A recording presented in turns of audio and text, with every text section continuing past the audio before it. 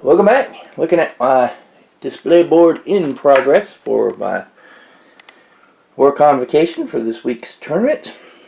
The gaps may seem strange, but what I did is I laid everybody on there, and then I set out the cork board, and then took a picture, and that way I can look back and put everybody back in the same spot, and they'll all fit in between everything, and it'll all look kind of good and everything. There they are, hanging. So let me get me back up here real quick. Sorry about the bouncing. Oh, but I was chatting with online, and my phone beeping over here. Chatting online with Captain Wee Booty about the Inquisition in the comments, and I just thought, from when I was talking with him about Admech, War Convocation. War Convocation is, well, last tournament season, a lot of people brought it. A lot of people thought highly of it. It didn't end up, being the main winner there at the LVO or anything like that. But War Convocation is pretty good.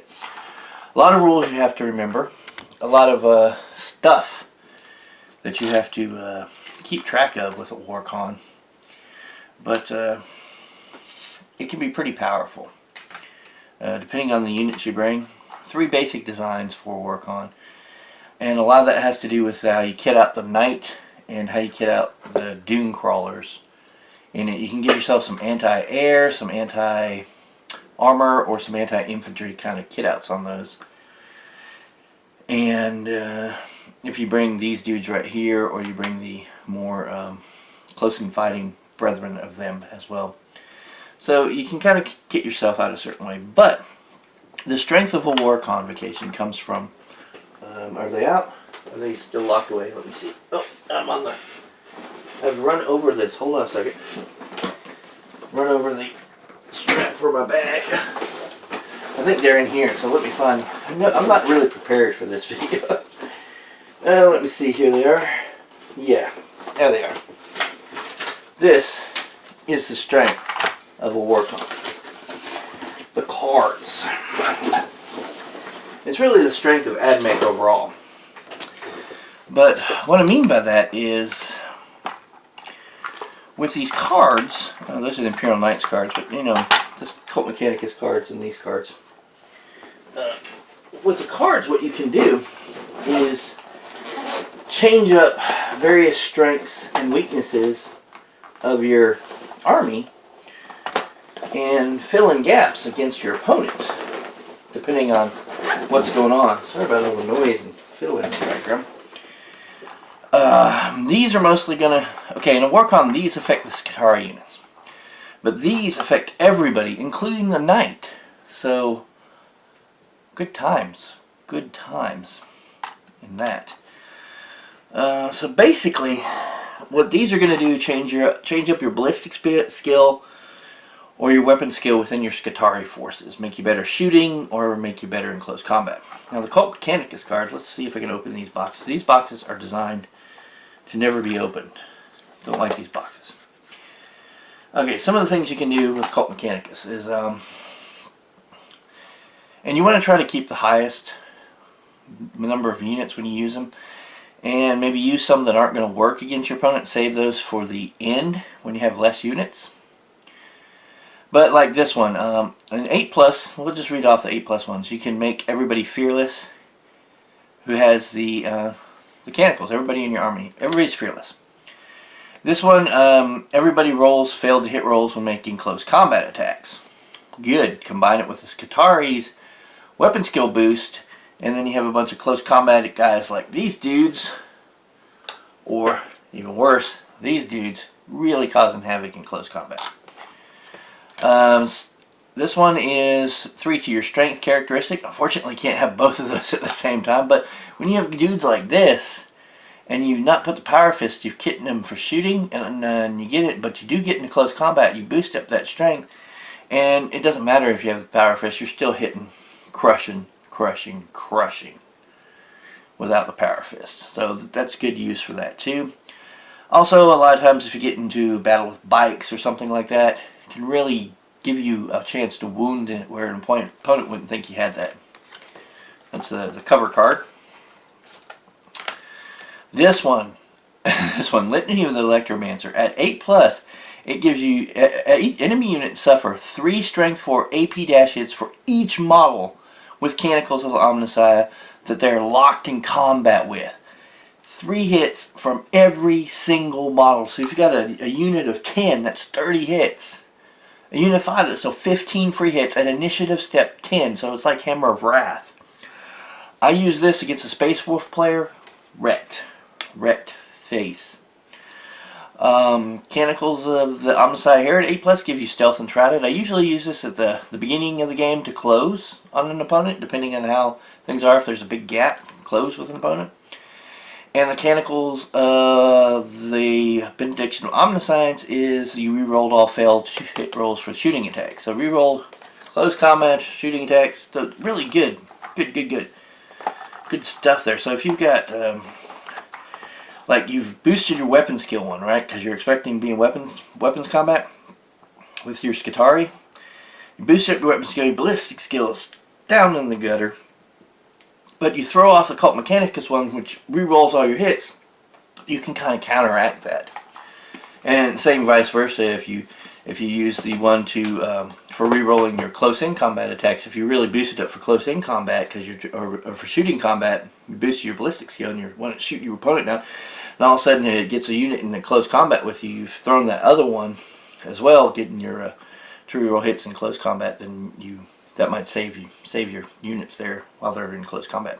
So, but there, and if you look at all those and you gather them all up and realize the Skitarii have different various ones for 3 for weapon skill, 3 for ballistic skill, of various strengths, you realize the first weakness of the Admech, and that's what we're talking about here, is the weaknesses, the 3 main weaknesses I see in the Admech. Maybe people have other ones, but these are my 3 main weaknesses in the Admech that you can use to overcome a war convocation. Probably shouldn't be putting that out there as I play a war con, but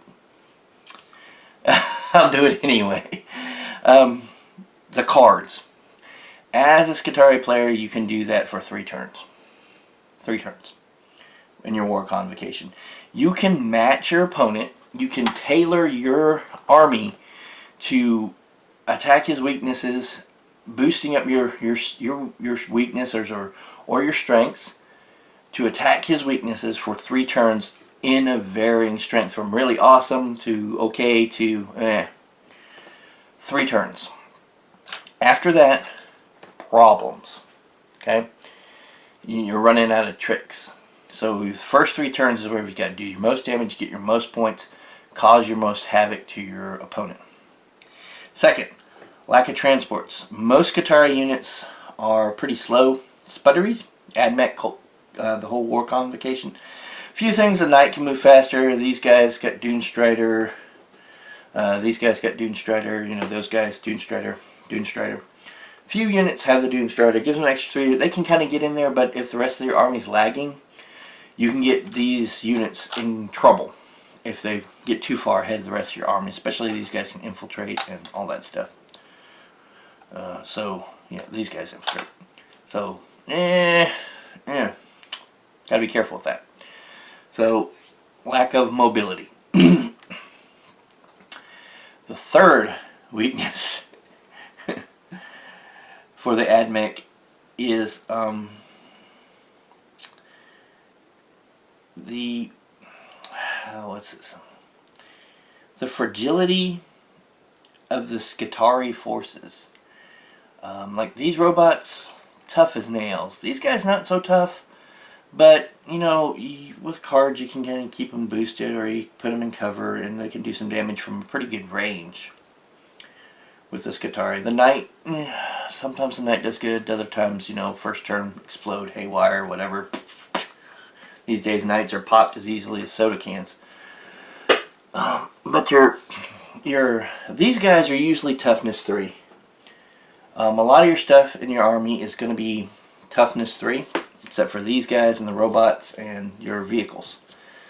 So a lot of your stuff is going to be toughness 3. A lot of things are going to double you out. So it doesn't matter that he has, 3 wounds. It doesn't matter that he has multiple wounds, because if you fail one, more likely than not, pardon me, more likely than not, if you fail, you're going to die, instant death. Just the way it goes. Just the way it goes. So that's a bad thing. And those are really the 3 major weaknesses in the Skitarii forces in the Admech and War Convocation. And as an opponent, to take advantage of those things, really what you need to do is, and this is true for all armies, this first one, is play the mission. Don't worry so much about taking out too much in your Skitarii opponent's forces, your Admech opponent's forces to work on, in the first 1 to 2 turns, or 3 turns even. Let's say 1 to 2, because they get good, and then the third time it's only a slight boost with cards. Preserve your forces. Keep to cover or out of sight. Grab objectives, whatever you've got to do. If your objective is kill something, try to go for something that maybe got out of position, like an infiltrator or thieves, or maybe a ballistari or something like that. Do not try to run away, per se. Let me take a drink here. Because you will find that a lot of the Skitarii Admech weapons have pretty decent range. They will find you. They will get you with the range. So you're going to have to play more of a in covers, out of sight, out of mind kind of thing to keep away from. Use the fact that that they might not be able to get units on objectives because of their mobility against them. And then use the fact that a lot of the Skitarii part of the War Convocation guys are toughness 3. And throw the instant death stuff at them, kill out their alphas who have extra points. The alpha has an extra wound on him. These guys are 2 wounds, these guys are 2 wounds. So if you can double tap this out with an instant death, that's more on your side. Do that. Doesn't matter for these 1 wound guys, but a lot of the rest of this army, it's 2 wounds. If you look at the army here, I've got, let me count, mine is 1, 2, 3, 4, 5, 6, 7, 9, 10 units is what my army is. 10 units. 11 if you count the warlord. So 11 units is my army. These guys, the Rangers and the Vanguard, Rangers and Vanguard are the only units that have single wound models in them. Except for these guys. These are single wound as well. These guys, so 4 units have single wound models. The other 6 don't. So being able to overcome and double tap people out is really, you can really mess with the Admech army, taking out stuff that, when you're Admech, you get these maybe 5 of these guys, and you're like, yeah, they'll make it, they'll be good, not a problem, right? They'll live, but yeah, double taps out, double taps out, double taps out, not cool, not cool. We do have invols scattered around, 6 up, 5 up, sometimes 4 ups in there, but for the most part, just lower armor saves, 4 up, 5 up armor saves, and low toughness. So not your most survivable fancy army there as far as that point goes. Put out a lot of firepower, got a lot of range, got a lot of fancy guns because of the free upgrades in a Warcon, and a lot of artifacts and relics that they can bring. Because pretty much every leader in each unit can bring a relic, and if they're someone smart, they do. I spread the relics like seasoning all throughout my army. But yeah, I just wanted to go over that real quick. Just put that out there for you guys who maybe are facing a Admech War Convocation type army, or Skitarii type, Admech kind of forces. Because even in non-Admech, these principles still apply as far as their main weaknesses. And other than that, what do you guys think? Have you played against some Admechs? Do you agree with me on these being some of the main weaknesses that you can exploit with an Admech army? What are your strategies and tactics? I know Captain Weebooty was talking about the Dunagar on. Well, these guys, I love these guys. I love them. I love them. I love them. Yes, especially in a Warcon when you can get all the free upgrades, these guys become really much nastier than a Space Marine Dreadnought, because you can really give them some serious punchback. And make them virtually unafraid of close combat, and then when you outfit them with the right weaponry, you can really do some damage to your opponent as well. And of course the Knight too as well. But yeah, and that, let me know about that. I'd like to hear about it. And once again, I have to tell you, if you like the video, give me the thumbs up, because that apparently helps, or maybe it doesn't. Who knows anymore with YouTube? They change all the time. Subscribe to the channel if you're not subscribed. And when you do subscribe, you have to hit that bell icon on there. And a good reason to hit that bell icon is for when I do go live with certain things, you'll be notified right away, and you'll be able to jump on with me, and we'll be able to have a fun time together live. So hit the bell for notifications. And share the videos around. That really, really helps. Other than that, appreciate your time for spending it with me. I know your time is valuable, and I really appreciate that you choose to spend it with me. You guys have a great day, and I'll talk to you later.